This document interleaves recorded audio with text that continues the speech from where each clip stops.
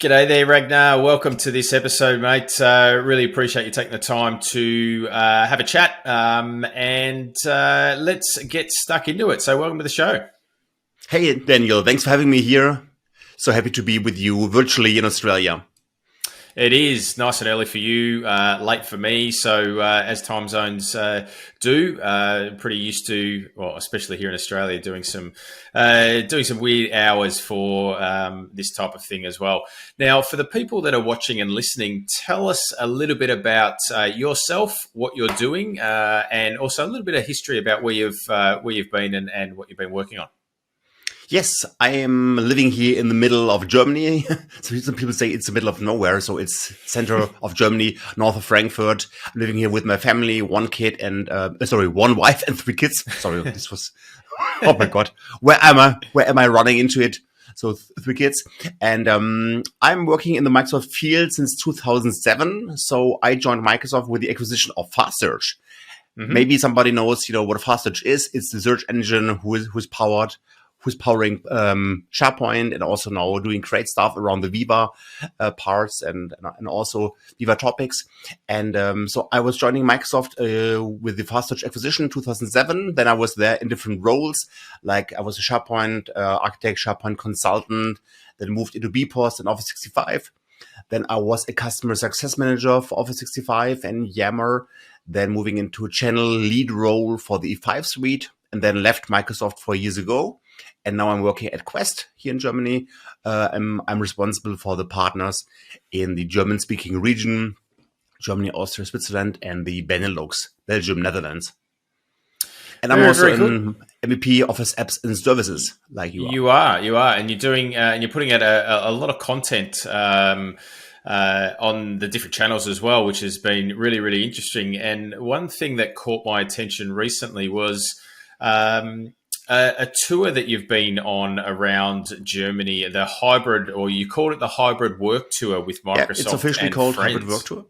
Yeah. So exactly. Tell me a little bit about that. How did that come about? Oh, yes. So I'm streaming a weekly Thursday evening live stream about Microsoft Teams news with Alex Eggers and Andreas Schlüter. And we had together the idea with another mate called Sven Mahn to do something completely different, because we discovered that with COVID-19, the pandemic is still existing, but we've got more freedoms than we might expect, because a lot of companies are thinking that hybrid work would be a switch between home office and office.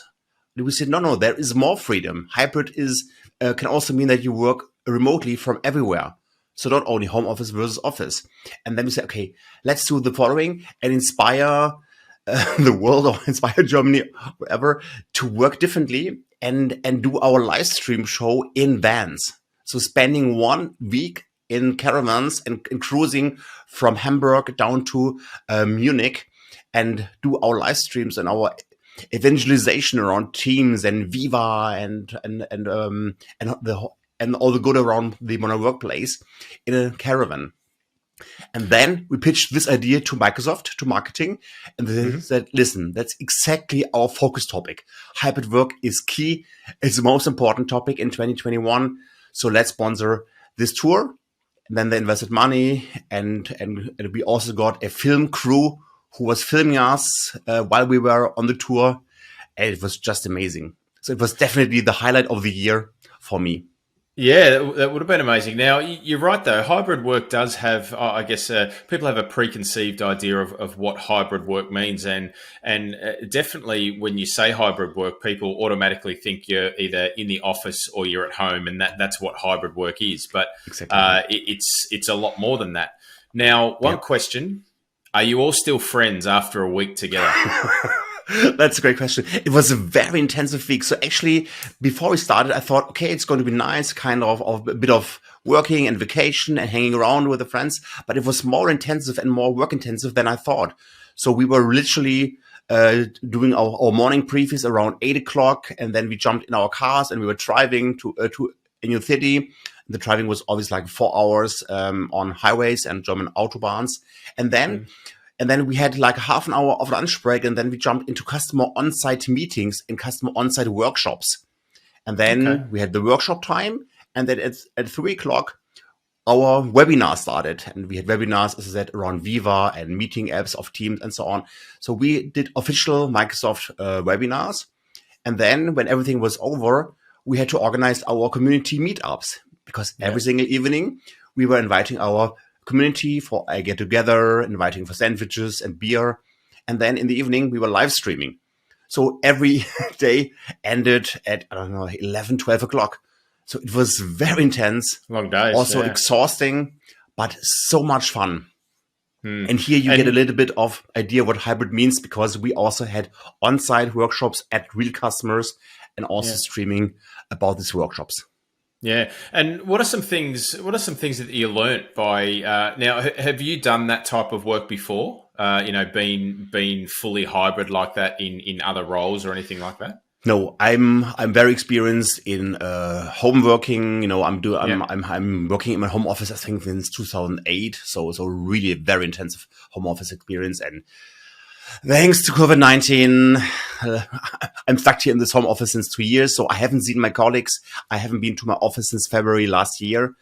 So I know this very well, but I've never really worked on the road in a van for one single week. Yeah, with everything included, sleeping in the van and the whole camping experience. Yeah. So, what did you learn about that experience, especially around being connected and that type of thing? What are some key takeaways that you got from that experience? One of the biggest takeaways is that it's so important to have a clear definition of roles. And the good thing is everybody in our team, so we had a team around, I think, 14, 15 people, and everybody had a very dedicated role. And this saved us so much time, because we had one guy who was only doing live streaming, working on the A2 Mini.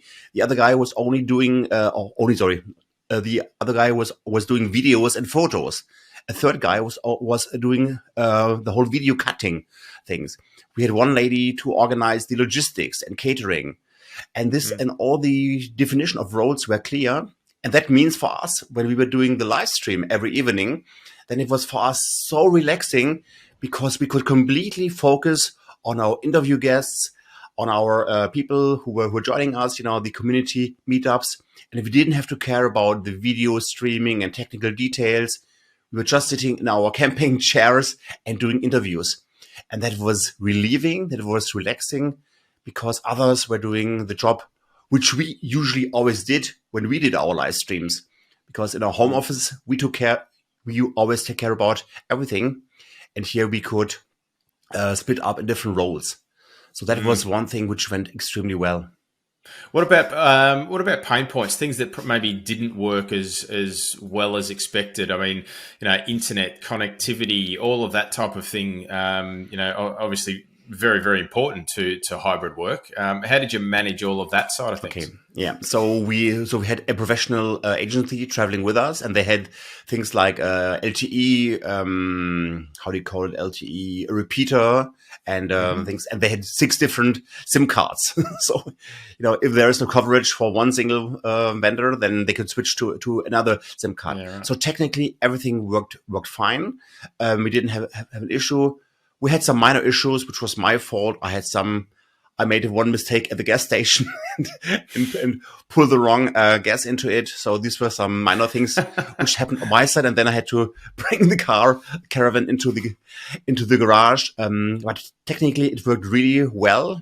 And we did all the webinars and all the live streams we did in our caravans. So no Ethernet. We were literally always streaming using LTE.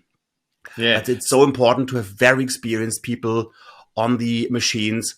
And I can repeat myself 1,000 times, invest in testing. So if you have a webinar, spend like 1 hour in advance to do all the testings, the latency testings, do a lot of clapping your hands to measure the latency. So it's so important to spend time in the preparation phase. Yeah, and so you recorded all this, and you've published this this tour as well, haven't you? So exactly. I'll link to all of that in the show notes for official videos for Microsoft on the Microsoft Germany YouTube channel.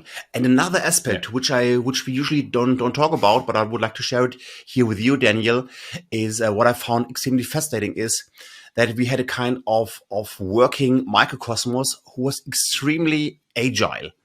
So, everybody thinks, oh, agile is great and wonderful. But here we had a small team of 13, 14 people, and we could decide things immediately because everybody who can decide, who is important, was always part of the small microcosmos called camping ground. And, if we decide to change our guests in our show, or we invite somebody else, we could decide immediately. And that was fascinating because once we were traveling to a customer, and here we did a video. The video about the factory, the plans. We were interviewing the C-level. They were doing interviews and videos about how our workshop went. And 4 hours later, the reference video was ready and published and streamed in our evening show. And the CEO came to us and said, listen, that's incredible. These kind of reference videos always take like 3 months. And you are here and you did it in just 3 hours. Because we had the right people at the right place and they could decide, they were empowered. And that's the reason why we could work extremely fast and agile. Yes, it was exhausting. Yes, but it's a great experience to work without the typical processes and approval layers, which cost so much time. Yeah, and is that something that you've brought back into into your way of working now? Now that you've seen how quickly and that type of thing that things can actually happen, are those type of learnings something that you're bringing back with you now? I try to change the organization. On the one hand, I'm a partner manager, so I could also influence my own company working here at Quest, but I also can work with my partners and try to convince them to work faster. And but so that's something which inspires me most, and I want to do an impact here because I've seen that you can deliver a high quality within hours, and if you link later to the videos, then the people can see that the video quality was absolutely top notch, and everything was done on the fly. And I was driving, and the video guys were sitting and cutting the videos while I was driving. Yeah, with a lot of people say that on the lap. Yeah. A lot of people say that about meetings. We always schedule in sort of 30-minute or 60-minute meetings where we could probably, and for all intents and purposes, probably wrap that an entire meeting up in, say, 15 minutes. But yet we schedule and probably waste a hell of a lot of time, especially sitting in meetings when if we're a little bit more agile and be able to make decisions like that, and the right people are there, we've got clear objectives, then we can get a lot more done a lot quicker as well. Yeah, and also and also one learning which I had is listen to my gut feeling, because in one situation we were traveling and we didn't know who we could invite on stage, and then 1 hour before the live stream started, I was sitting there and I was looking into the audiences and who is currently here. So, well, that's a wonderful guest. I definitely want to talk to her, and then I just jumped out of my caravan, went to her, had a nice conversation, had a briefing, and she definitely wanted to go with me on the interview part and come on stage. And we did so many great interviews by just looking who is here, who can we utilize, and then having wonderful conversations. And we got, I think about this show, we got the best feedback. And I've decided to invite her on stage like 30, 40 minutes before kicking off the show. So also these things which are not planned, where we don't have a content plan, which is confirmed since half a year, just see who is there and who could really add value to your show. That was a great experience. Yeah, so openness and see what you can use here in this room. Yeah, interesting. I'm sure it was an interesting time, and it sounds like there's a lot of key takeaways and insights that you learnt throughout that period too.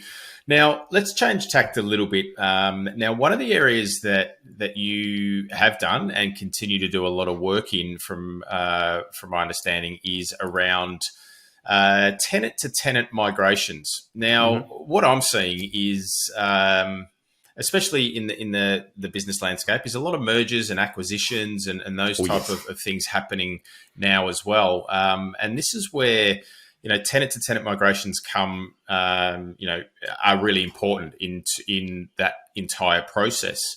Now, you're very experienced in that. So tell me a little bit about, the importance, or a couple of areas actually, the importance of planning tenant to tenant migrations, and maybe a couple of really bad stories, and then on the flip side of that, some good stories, and some tips and tricks to what to watch out for. Yeah, so definitely tenant migration were the number one topic in 2021 because, sorry to mention it again, COVID-19 pandemic. There is so much money currently on the streets, and there are so many companies who are suffering from the pandemic. And that means if companies want to grow, they have to acquire other companies. That's the only way they can grow, how they can gain more market share, more employees, more products, and so on. So that's the reason why we saw a kind of booster around M&A topics. The workloads where the customers and partners come to us and come to me are very classic. So it's always Azure AD to Azure AD, Exchange to Exchange, public folder, OneDrive, groups, SharePoint and Teams. So really classic ones. And that's something what we can handle very well. So everything around the classic workloads work well. Sometimes we get some questions, hey, could you also migrate Yammer? And here we don't have an offering. And here I'm always thankful to forward to other friends on the market which are doing it. And also the APIs are missing for everything around Power. So Power BI migration, Power Apps, Power Automate between tenants. That's currently tricky and difficult. And the things like Viva is also difficult, but everything around Exchange, OneDrive, SharePoint, Teams is quite good. But we also see a difference in the APIs. So for example, for the SharePoint API, if you want to migrate files, and you can also migrate files between tenants, which are based on Teams or based on OneDrive, everything is somewhere SharePoint as a layer. That works extremely fast, extremely stable, with a high performance. On the other hand, you have got low performance APIs like Teams chats. So that's something which is definitely not in the state which we would love to see. It's far too slow, but the customers want it. They want to migrate Teams chats between tenants. Yes, we can offer it, but it's not on the same speed level and performance like a file migration. So that's one of the things where we get a lot of, where we need to give a lot of estimation management, about how fast can it be. So I always recommend to invest a lot of time in the pre-preparation phase of a migration. And that also means assessments of your content, get rid of content, delete things, do a tidy up session, and also use our tools to filter, because our tools, it doesn't matter if you talk about SharePoint, OneDrive, Exchange, Teams, you can always filter and reduce the amount of content to migrate to the target tenant. And this always saves a lot of time when you decide, listen, I don't need 50 OneDrive versions. I don't need 50 SharePoint versions. I don't need to migrate maybe the permissions here of shared files in OneDrive. So always make sure that you use our filters to reduce the amount of data volume. That's one good recommendation. And sorry, I promise to not to talk about COVID again. But thanks to the pandemic, Microsoft is throttling SharePoint and Teams massively. We always recommend to start your migrations in after work, so around 6 p.m., 7 p.m., and then stop your migration at 6 or 7 a.m. in the morning. So don't migrate in the normal work time. That's always very important. And here we have tools for scheduling, and then in the very best case, the tool is working because it's scheduled. You can enjoy your evening with your family and friends. And what about there's obviously been an increase in and I've seen it as well in the market, these tenant to tenant migrations. Now, if we move a little bit forward, a little bit now onto, you've been doing a bit of work as well in the Viva and Microsoft Loop space as well. So if we start with Viva, What are the modules that you're getting? I guess are you getting a lot of questions or things like that, especially in the community? Being an MVP, you're very very active in the community as well. Now, what are the things? What's the value of Viva that you see for organisations? Yeah. So first of all, I really, really like the story about around employee experience, to put the employee first and not only IT topics, because the employee is currently suffering a lot due to special work-life balances here, and people are working from home, and kids are sometimes also at home, and so on. So there is a lot of pressure, and to put the employee with their special needs, it's very important. And I think Viva Insights is doing a great job. But nevertheless, my personal experience around Viva Insights is based on the free version. So I'm using the free version every day. I'm using it heavily to schedule my focus time. I'm also doing meditations. I also use Viva Insights to get a reminder of something what I have committed and promises. So that's for me very helpful to get reminder, because the Cortana assistant is reading my emails and checking what I've promised and not delivered yet. So this kind of mixture of saving focus time, or saving time to focus, saving time for meditation, saving time for learning, that's something which I find extremely useful. But I don't have experience with workplace analytics, because I'm not using it here in my own company. But that's an interesting topic, and I also think that the workplace analytics part is having a lot of impact. But I haven't seen a customer in my region who is really using it in production. But customers are usually are in the trial phase, and that's the same for the other main workloads like Viva Topics. A lot of customers are currently evaluating and getting trials. Yeah. But from the production side, I know that Simon Denton, our MVP friend, is obviously using Viva Topics and SharePoint syntax heavily. I like this kind of knowledge management part. I'm fascinated by having an automated wiki, which is generated by machine learning and artificial intelligence, because I'm using wikis every single day, and sometimes I'm too lazy to create new wiki pages and to update wikis.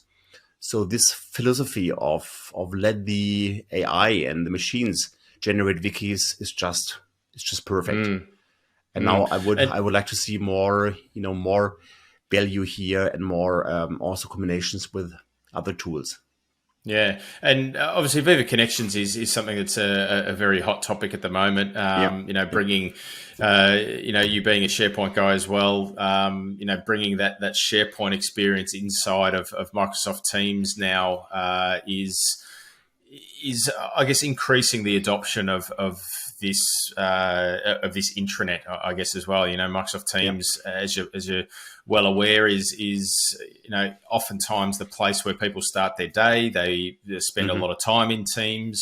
So now with connections, and you're doing a little bit of work with the dashboard as well, and ACEs and things like that. So being able to bring those type of components inside of Microsoft Teams again and it goes to that point of employee experience, and I guess the flow of work. Now users don't need to go elsewhere. They don't have to go to another browser or another tab. They can just stay in Teams, and then they've got access to their company information as well. Yeah, that's a big value. Because all the information which are coming from Microsoft Viva Connections, adaptive cards, are personalized. And that means the most important things which I need, for example, to approve, or a reminder that I have to take 3 days of my vacations of 2021. So this kind of personalized information are for me very, very relevant, and every information which is personalized and relevant is important. So I'm assuming that it's going to be a huge adoption booster, because on the one hand, Viva Connections is free. It's the only part of Viva who is really without a price tag. So that can be an adoption booster. But on the other hand, the value of, to get information about my shifts, well, I don't have shifts, but other people have shifts, and the amount and the personalized approvals, the personalized tasks, which tasks do I have to complete due to my current deadlines. That's very valuable information and very easy to extend by using the adoption cards extensions, where we find a lot of samples which are free on adaptivecards.io. And people who would like to get an inspiration, there are so many very easy to use examples like weather, for example, or stocks, or forms, visualizations, photo galleries, many different, or how is my plane? So that's very easy to include by just literally copy and pasting. So you're going to see source code, but it's only a copy and paste of JSON code. And if you're deeper into coding, then you can use the Yeoman framework, which is providing you a Visual Studio framework to really build your own apps.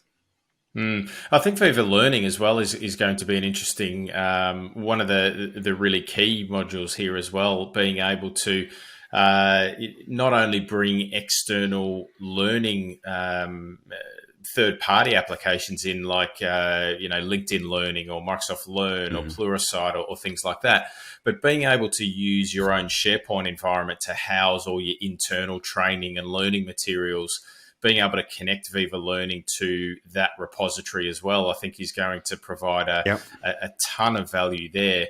And the fact that you can organically share and recommend, learning material to your peers, I think is going to be one of the main modules of Viva, I think.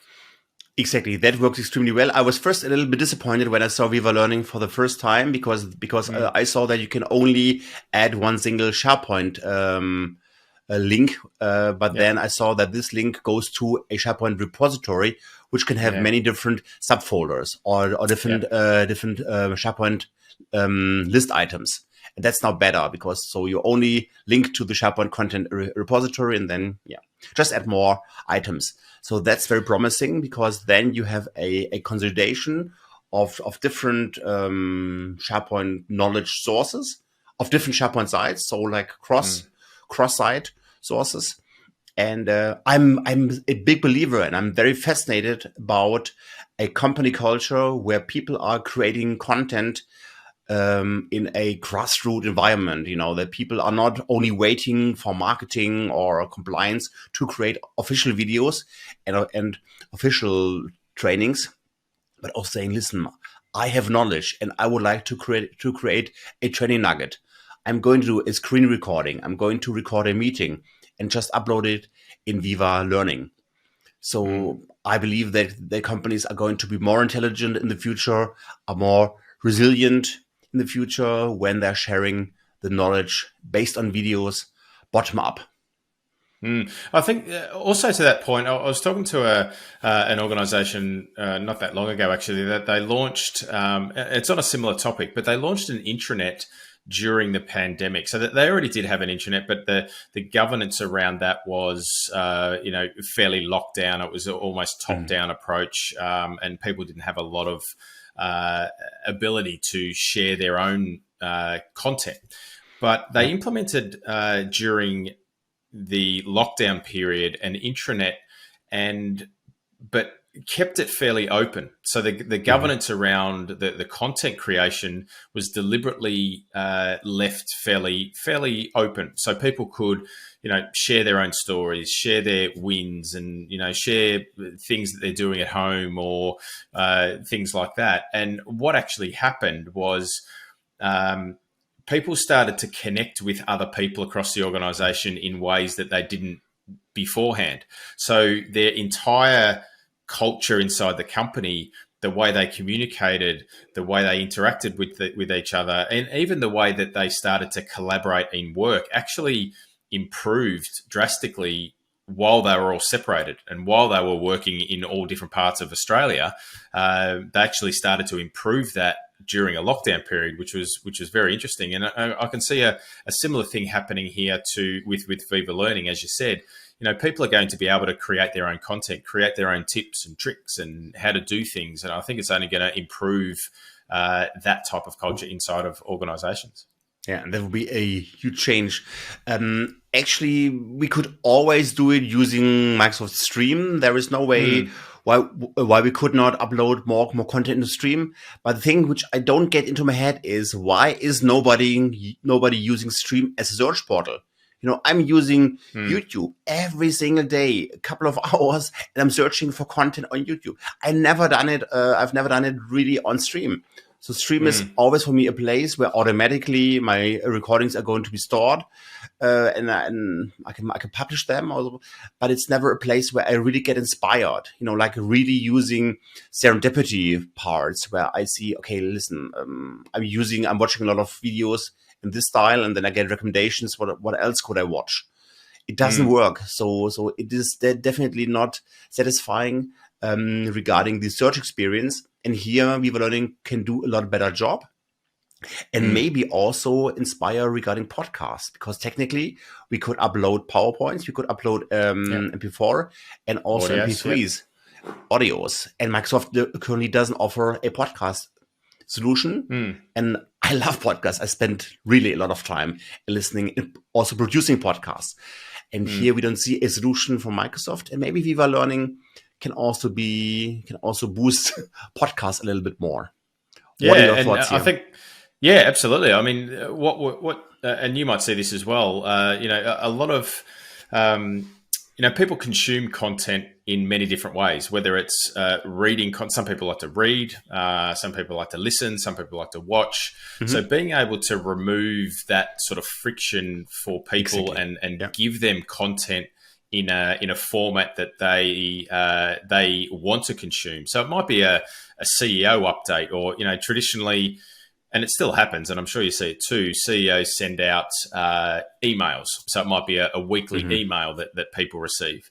Now we can start to rethink that and start to think about using audio. Some people are already using video, but you can auto transcribe that. You can, strip the audio out and do all that sort of stuff quite easily now.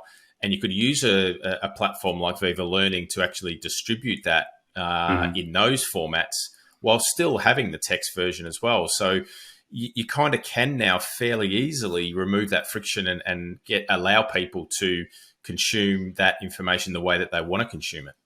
That would be great. That would be wonderful. But one thing is still missing from Microsoft. We're missing a social layer here. We have so many great social capabilities, especially we could use Yammer as a layer. But currently, I don't see an integration. So the only thing what works, and that's really the basic, is I can go to Viva Learning and share my Viva video or my training nugget. I can share it into a team, or I can just copy a hyperlink and send it by email or whatever, or in a chat window. But that's not what Microsoft could do, because they could really add a social experience around it with embedded Yammer parts, Yammer web parts. Also the Viva Yammer experience. So Yammer is now also embedded into Viva Connection. So So there is a Viva Connection Yammer card. It's called Yammer Feed, and this could also be part of Viva Learning. So I'm just wondering why nobody is currently doing it. I haven't seen it on the roadmap.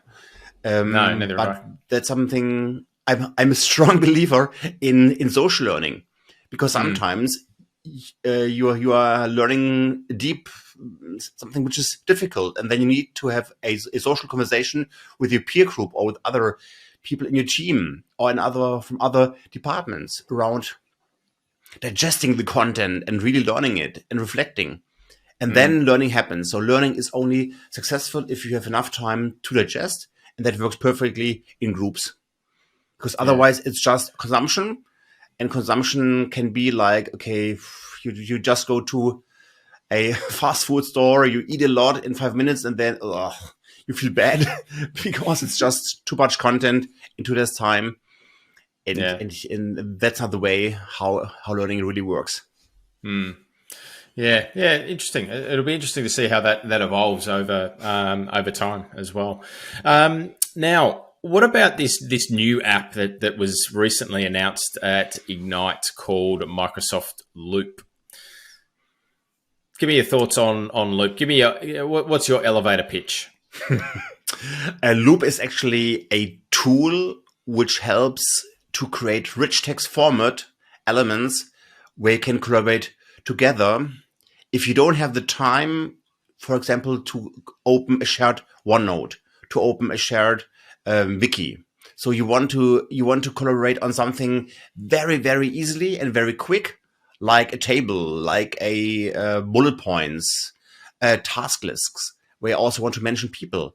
And this kind of rich text thing you didn't have in the past. Because if we, Daniel, if we would write a chat right now, and there is no chance for us to work together on a task list or on a table, it doesn't work. Mm-hmm. It's always broken. And that means that we always need to open an Excel sheet, share it, Word document, share it, OneNote, share it. But for small chats, that's a little bit oversized. That's exactly where Loop comes in. And that's for me a surprising experience, because I thought that Loop would be a kind of new generation of Wiki, or a competitor of Notion, which is also a kind of Wiki and next generation notes app. But it's more for the small collaboration components, fragments. And the interesting thing is, where does everything glue together? Because it can be that we are using loop components every day in our chats. And the thing is, where do we see our history? Will there be a new kind of my side where we see our history of loop live components Of loops? Yeah. of So loops? have you started using this? We're obviously seeing it starting to light up in tenants now, in chats and Yeah. in meetings. Yeah. Have you started using that yourself? Yep. So I'm using this fluid framework components since Mocha. So Mocha was, I don't know, when was Mocha introduced? 1.5 years ago. So I started using the first experiments of this new fluid framework with the Mocha experience, which is now still available and under the Outlook web experience, Outlook online experience. But I'm not using it on a daily level. And the same kind of fluid framework experience was in the past called Live Components, and now since 1 week renamed into Loop Components, or into Loop. And that's available using the Microsoft Teams chat experience. It's currently rolling out. But if you would like to try it now, then just go to the developer part of your Teams client, switch to developer, switch to preview. Preview, yeah. And then you can see also the loop components in your chat. And they're coming to more experiences, like the channel experience soon. And in in H1 next year, there will be also a dedicated loop app. One of the great things about those live components or loop components is their portability. So being able to, and I was using one the other day in a chat, in a one-to-one chat. So what I was able to do, if it was you and I having a chat, we started up a loop component in that chat. We took some notes, we made some comments, we put a task list in.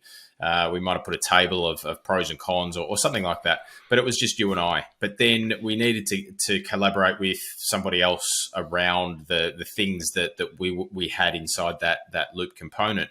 And what we're able to do is just copy that live component out of the chat that you and I were having, paste that entire component into a separate chat with somebody else, and then they would be able to be working on that live component or that loop component as well.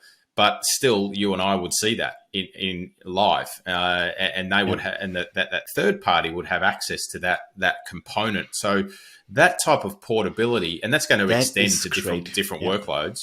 So you'll be able to paste it into Outlook, or maybe in Yammer, or in documents and things like that. And that's going to be really, really powerful, I think. That is great, because usually, what I'm doing, just imagine we would have a chat, and here we would work together on a task list, on a bullet point list, and on a table. And then at the end of our meeting, we would use copy and paste it into some kind of document, whatever, Word document. But it would always be a copy and paste experience, because we don't want to lose it, because it can be that our chats are going to be deleted or whatever. So we would do a copy and paste. And what you're telling here is very interesting, because then we would go into a sharing experience and share directly with our leading app. So without the ordinary simple copy and paste, share it directly and not losing too much of meta content. Yeah, absolutely. I think it's going to be really That's exciting huge. Yeah. where that goes as well. Yeah. Um, Because that's something now, what I also haven't seen in Notion. So Notion is also strong no, that's right. in a rich text format. And Notion is currently very strong around templating. So if if Loop and Microsoft Lists would marry, then we would get That's closer right. Yeah. into Well, Notion. it might be on the cards. Who knows? Who Yeah. knows? Yeah. Now, before we wrap things up, mate, what's sparking your interest at the moment? Is there anything that's coming out or on the roadmap? Anything like that you think, wow, that's going to be really, really useful, not only for myself but also for everybody else as well. Phew. So if I think about the roadmap, I'm very fascinating about the new announcements regarding Microsoft Teams devices. There will be a new experience called Front Row. So in Microsoft Teams, we have currently the ordinary standard gallery mode. We have the large gallery mode with, I don't know, 49 pictures, images. And we also have the together mode. And now there will be a new mode rolling out in January. It's called Front Row. And that is going to use the new intelligent camera systems and make a panorama picture of everybody on a table. And usually people are sitting on a table in a front row and also in the back.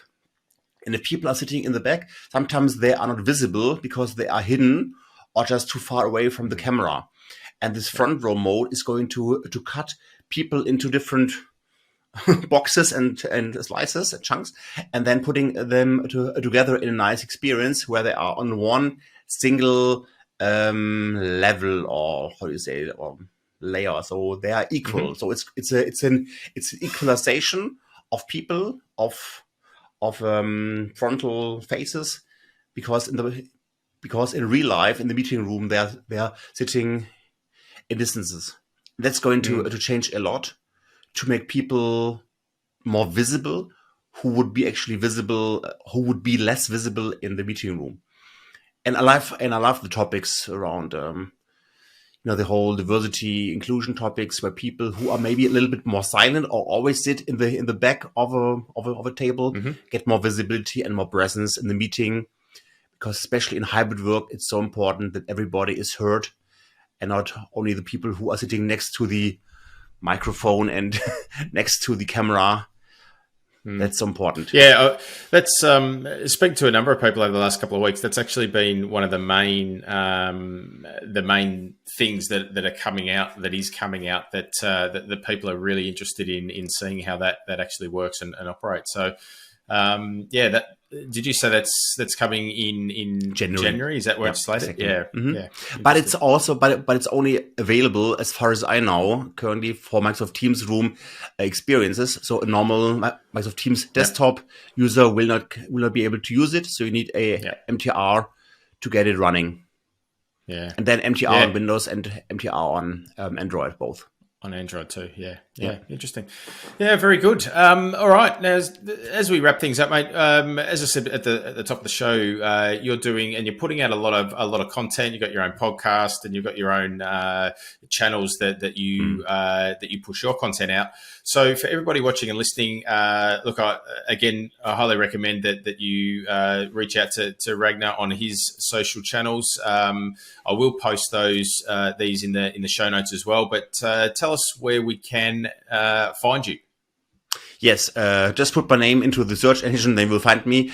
I'm available everywhere. So, LinkedIn, Twitter, Facebook, Instagram, I'm there. And my main Microsoft 365 everything is covered in ragnarheil.de. So one single name and then .de.